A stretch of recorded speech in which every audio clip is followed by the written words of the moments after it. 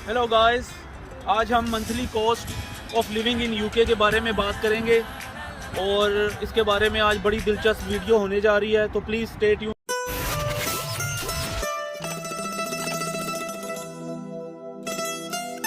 UK में जो सबसे पहला खर्चा है, सबसे मोटा खर्चा जो मंथली आपको देना पड़ता है, वो या रेंट होता है या मॉर्गेज होता है। अगर आपने अपना घर लिया है तो मॉर्गेज की सूरत में आपको ठीक ठाक पैसे देने पड़ते हैं।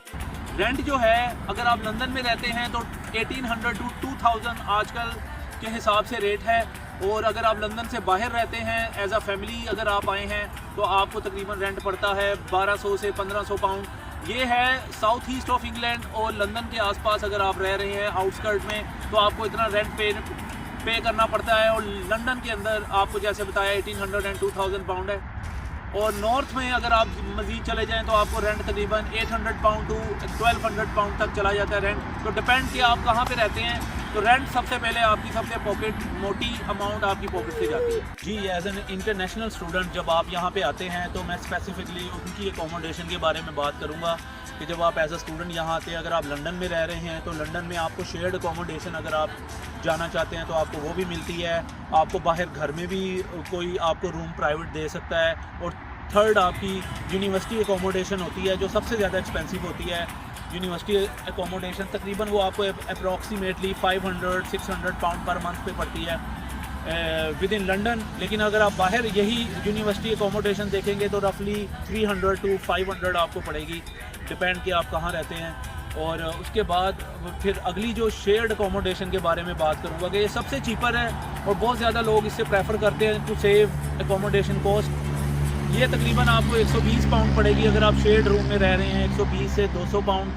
तो मैं भी शेयर्ड में रहा था जब मैं स्टूडेंट में आया था। फिर उसके बाद मैं प्राइवेट में भी गया और यूनिवर्सिटी एकोमोडेशन काफ़ी एक्सपेंसिव थी तो उसमें मैं नहीं गया।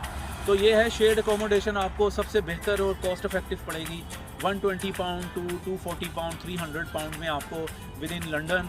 और बाहर अगर आप निकलेंगे तो आपको तकरीबन 80 पाउंड 160 पाउंड के करीब आपको शेयर्ड एकोमोडेशन किसी के साथ आपको एक रूम जो है मिलेगा, कोई भी बड़ी हो आपका। तो उसके बाद अगली जो एकोमोडेशन है प्राइवेट एकोमोडेशन, जो कोई भी जो घर का मालिक है वो एज अ अपना एक room, single room, double room आपको प्राइवेट रेंट कर सकता है। और यहाँ पे ऐसे पूरे घर भी हैं जहाँ पे पूरे जो है स्टूडेंट लोग रहते हैं। 5 कमरे हैं, 5 में स्टूडेंट रहते हैं, आपस में मिलके रहते हैं। तो वो आपको तकरीबन 400 पाउंड के करीब आपको लंदन के अंदर 450 पाउंड का आपको पड़ेगा। लंदन की आउटस्कर्ट में आपको 380 का आपको वही रूम पड़ेगा। तो डिपेंड करता है। अब लंदन में बड़े अच्छे एरियाज़ भी हैं, वहाँ पे आपको 700 पाउंड का भी रूम पड़ेगा। तो ये मेरी जो सारी कॉस्ट है ये बस मेरे एक्सपीरियंस और अप्रॉक्सीमेटली कॉस्ट है, ये कोई एग्जैक्ट कॉस्ट नहीं। ये डिपेंड के आजकल के ज़माने के हिसाब से मैं आपको अप्रॉक्सीमेटली कॉस्ट ये मैं आपको बता रहा हूँ। तो प्राइवेट में भी आपको ऐसे ही एज अ स्टूडेंट आपको ऐसा ही एकोमोडेशन तकरीबन प्राइवेट एकोमोडेशन में ऐसा ही मिलेगा। जी, तो सेकंड सबसे बड़ी अमाउंट मंथली आपको यूके में स्पेंड करनी पड़ेगी वो है ग्रोसरी कॉस्ट। और ग्रोसरी कॉस्ट डिपेंड करती है पर्सन टू पर्सन। कुछ पर्सन जो हैं बहुत ज़्यादा खाते हैं तो उनकी ग्रोसरी बहुत ज़्यादा होती है और depend upon size of family as well. तो हमारी तकरीबन 350 टू 400 हमारा मंथली ग्रोसरी होती है। और उसमें सबसे अच्छा जो शॉप्स है ग्रोसरी में, इधर जर्मन स्टोर्स है, एल्डी और लिडल है, ये सबसे बेहतर है। उसके अलावा आप एस्डा, मॉरिसन और आप बाकी स्टोर सेंसबरी वगैरह में भी जा सकते हैं। टेस्को भी बहुत अच्छा स्टोर है, सबसे बड़ी चेन है वो। और इसमें आप तकरीबन इंडियन पाकिस्तानी ग्रोसरी भी जो हम करते हैं ये सब इंक्लूडेड है। और ये ग्रोसरी में सबसे ज़्यादा आपका अमाउंट जो है इसमें लगता है। जी, तीसरी सबसे बड़ी कॉस्ट जो यहाँ पे है वो है काउंसिल टैक्स की। काउंसिल टैक्स में आप जब एज अ स्टूडेंट आते हैं तो आपको पे नहीं करना पड़ता क्योंकि वो शेयर्ड एकोमोडेशन होती है। जो एज अ फैमिली जब आप आते हैं तो आपको उस घर का काउंसिल टैक्स काउंसिल को देना पड़ता है। वो तकरीबन 150 पाउंड होता है, 150 टू 200 पाउंड होता है, डिपेंड कि आप किस लोकेशन में रह रहे हैं। लंदन में एक्सपेंसिव होगा, उससे आउटस्कर्ट में बाहर साउथ ईस्ट वगैरह में सस्ता है। और नॉर्थ में चले जाएँ तो और ज़्यादा बहुत सस्ता आपको एवरेज जो है वहाँ पे आपको मिलेगा काउंसिल टैक्स का।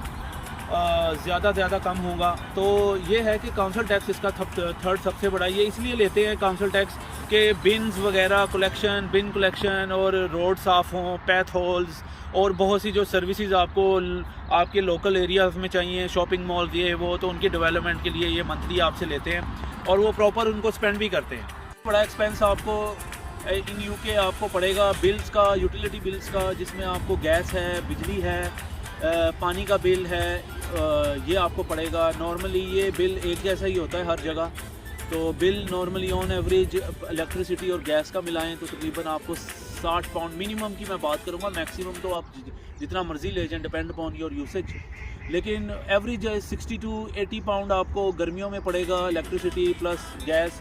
और जैसे इंडिया पाकिस्तान में गर्मियों की जब आती हैं तो एसी ज़्यादा चलता है तो इलेक्ट्रिसिटी कॉस्ट बढ़ जाती है, इसी तरह यहाँ पे ठंड में गैस की जो है बिल ज़्यादा आता है क्योंकि आप हीटिंग चलाते हैं, हीटिंग गैस से चलती है, तो इस वजह से सर्दियों में 120 पाउंड के करीब ऑन एवरेज आपको तकरीबन इलेक्ट्रिसिटी प्लस गैस आपको पड़ेगा। और उसके अलावा आप वाटर बिल अगर कहा जाए तो पानी का जो बिल है वो तकरीबन आपको 30 pound 35 pound on average per month आपको पड़ता है। फिफ्थ बिगेस्ट आप कह सकते हैं एक्सपेंस जो है यूके में वो आपका तकरीबन ब्रॉडबैंड आपका है, जो मेरे लिहाज से है ब्रॉडबैंड आपका 35-40 पाउंड बनता है। तो ब्रॉडबैंड अगर आपने खाली सर्विसेज ली है, इंटरनेट सर्विस अगर आपने ख़रीदनी है तो यहाँ पे बहुत से ब्रॉडबैंड कनेक्शन मिलते हैं। जो अच्छा फाइबर वाला कनेक्शन है वो तकरीबन आपको 35 से 40 पाउंड का मिलेगा। हमने तो टीवी लाइसेंस नहीं लिया, ना टीवी लगवाया है, लेकिन अगर आपने टीवी भी साथ लेना है तो आप एक्स्ट्रा 25 पाउंड आप मिला लें, ऐड कर लें, तो उसके साथ आपको वो पड़ेगा। और ये ज़्यादातर आपको डिपेंड करता है कि आपने फ़ाइबर, इसमें ऑप्टिक भी मिलता है, इसमें दूसरा कनेक्शन भी मिलता है डिफरेंट टाइप का, लेकिन ये on average 35 to 40 pound. Next मैं आपको बताऊंगा जो सबसे बड़ा ख़र्चा है वो टीवी लाइसेंस का है। अगर आपने टीवी ख़रीदा है, टीवी लाइसेंस अगर आपको चाहिए तो टीवी लाइसेंस तकरीबन आपको 15 से 20 पाउंड का पर मंथ पड़ता है, आपको लाइसेंस फ़ीस देनी पड़ती है।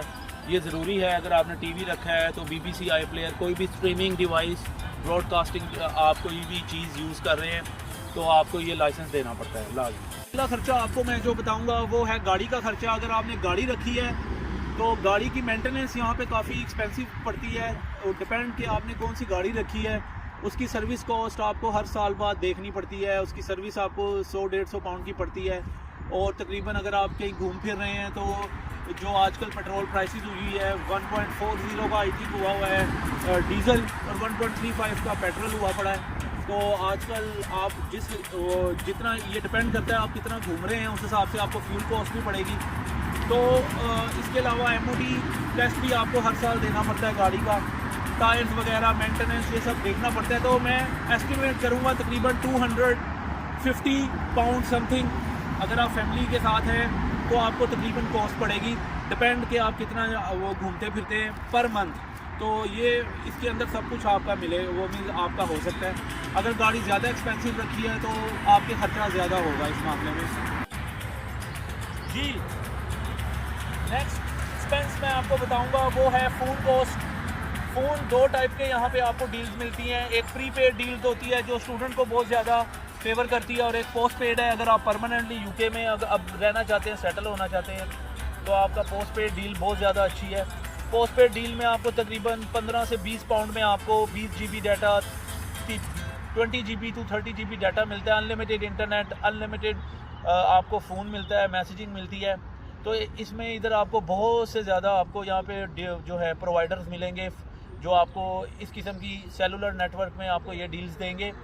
जो पे एज़ यू गो है उसमें आपको पहले पे करना पड़ता है। 5 पाउंड का बस चाहिए, 10 पाउंड का चाहिए, तो उस हिसाब से आपको पैकेज मिलता है। आपने उस हिसाब से वो उसको इस्तेमाल करना है, और उसके बाद आपको एकदम से पैसे नहीं देने पड़ेंगे हर मंथ के बाद। लेकिन ये थोड़ा सा एक्सपेंसिव होता है, लेकिन पोस्ट पेड जो डील होती है वो ज़रा थोड़ी सी चीपर होती है जी। अब मैं ट्रांसपोर्ट की बात करूँगा। ट्रांसपोर्ट जो यहाँ पे पब्लिक ट्रांसपोर्ट है वो तकरीबन यहाँ पे आप कह सकते हैं काफ़ी एक्सपेंसिव है। आप चाहे विद इन द लंदन अगर आप रह रहे हैं तो वो ज़्यादा 50% ज़्यादा आपको पैसे देने पड़ेंगे, लेकिन आप आउटस्कर्ट ऑफ लंदन में रह रहे हैं, साउथ ईस्ट में ऑफ इंग्लैंड रह रहे हैं, ऐसी जगहों में तो थोड़ी सी कम है। लेकिन अगर आप नॉर्थ में चले जाते हैं तो फिर आपको तकरीबन 1 पाउंड समथिंग का 1.2 अनदर पॉइंट आपको तकरीबन खर्चा पड़ता है। तो ये डिपेंड करता है, लेकिन ये लंदन में काफ़ी ज़्यादा एक्सपेंसिव है। तकरीबन आप समझ लें 280 to 300 पाउंड आपको जस्ट पब्लिक ट्रांसपोर्ट में ट्यूब स्टेशन इसका पास लेना पड़ता है आपको मंथली। अगर आपने रेगुलर जाना है तो मंथली पास में आपको इतने पैसे लगेंगे। और नंबर 2 आपको जो है तकरीबन जो अगर आप आउटस्कर्ट में रह रहे हैं, बस वगैरह कम यूज़ कर रहे हैं, तो उसका उसी के हिसाब से 150 से 200 मैं कहूँगा कि एवरेज आपका पब्लिक ट्रांसपोर्ट पे यहाँ पे खर्चा है। तो मैं यही आपको रिकमेंड करूँगा, इफ़ यू हैव फैमिली, तो हमने काफ़ी नोट किया है कि पब्लिक ट्रांसपोर्ट काफ़ी महंगी है, तो आप फ़ौरन गाड़ी लें और अपने आप को जो है गाड़ी में ज़्यादा जो है उसकी यूटिलाइजेशन ज़्यादा करें as compare to public transport. जी, आखिर में मैं यही कहूँगा कि एज अ फैमिली टोटल आपको मंथली कॉस्ट पड़ जाती है तकरीबन 1800 से 2000 पाउंड। ये अगेन मैं कहूँगा डिपेंड आप कहाँ रहते हैं, लेकिन ऑन एवरेज 1800 1800 टू 200 पाउंड आपको पड़ जाती है यहाँ पे कॉस्ट, जो तकरीबन इंडिया का आपको पड़ेगा तकरीबन आप कह सकते हैं कि 2000 तकरीबन 1 लाख समथिंग आपको यहाँ पे 10,000 समथिंग, और पाकिस्तानी आपको यही आपको 2,40,000 के करीब आपको मंथली कॉस्ट पड़ेगी एज अ मीन्स यहाँ पे फैमिली। और एज अ स्टूडेंट अगर आप यहाँ पे रहेंगे तो 600 के करीब आप कह सकते हैं, 500 से 600 including everything. Watching my video, please do subscribe and like. अगर आपने मज़ीद मेरी वीडियोस देखनी है इमिग्रेशन के बारे में तो यहाँ पे क्लिक कीजिए, और अगर आपने मज़ीद मेरे व्लॉग्स देखने तो यहाँ पे क्लिक कीजिए, और बाकी आपने बाकी सब वीडियोस भी देखनी है तो यहाँ पे क्लिक कीजिए। सी यू अगेन।